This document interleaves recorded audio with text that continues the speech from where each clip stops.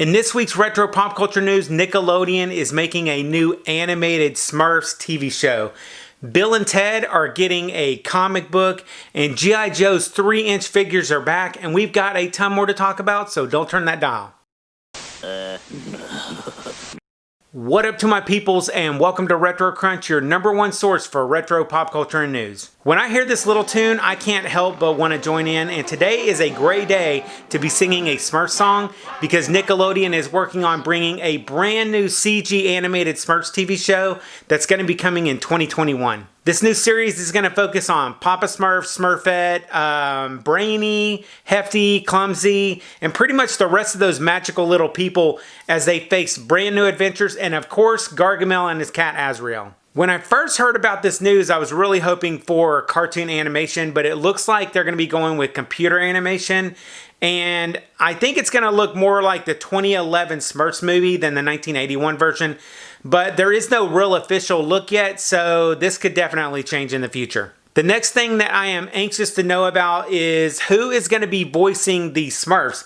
I love the voice acting from the original 1981 series, and I hope that Nickelodeon tries to go with actors that kind of sound like the 80s version rather than the ones from the movies. And then Viacom, who are the ones that are handling all the products for the Smurf line, they're definitely going to be looking to push a lot of Smurf merch and toys. So expect to see a lot of that Smurf stuff in the stores and on the shelves pretty soon. Once we get word on when the toys are going to be available and a firm date on when the show is coming out, I'll be sure to let you guys know.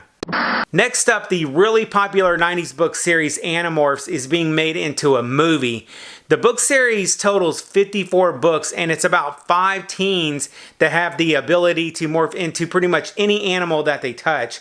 And this helps them battle against those secret aliens that were trying to invade Earth. This is going to be the first feature film for this sci-fi series, but in the meantime, there's actually a graphic novel that's going to be coming out on October 6th. That's going to be about the series. If I get more information on that, I'll let y'all know as well. Then if you love 90s boxing, or more specifically Mike Tyson, Jamie Foxx says that they are real close to starting production on the Mike Tyson biopicture.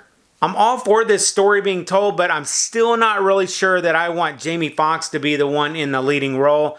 But I guess we're just going to have to wait and find out how he actually does. Another biopic that's in the works is one on Owen Hart. This one's going to be titled Owen.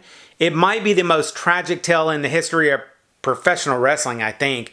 And the late wrestler's story should make for a very interesting documentary for sure. This movie is going to be a full feature length, and it's probably going to go more in depth on Owen's life than the Vice's Dark Side of the Ring feature did on him, which I think is a really good thing. Then here's some more retro news that you need to know about. So Bill and Ted Face the Music is set to hit theaters on August 14th, but there's a prequel comic book that's coming out after the movie that's called Bill and Ted Are Doomed. I'm not sure why the prequel is coming out after that movie, but whatever, I'm going to read it anyways.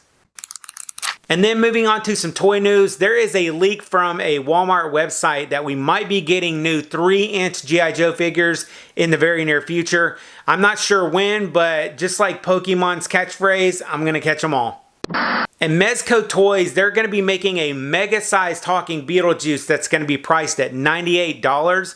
This thing's set to come out sometime between October and December of 2020, and pre-orders are already up, and I'll link to that down below.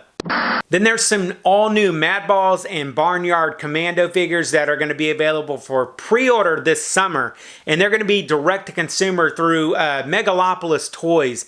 And if you're into those gross kind of toys, like some people that I know, I'm talking to you, Joe Grotesque from Retro Cynical, you might be interested in this. Then finally, if you're into retro news and nostalgia stuff from back in the day, I'll see you in the next video right over there. I'll catch you on the flip side, and remember, if it ain't retro, it ain't worth watching.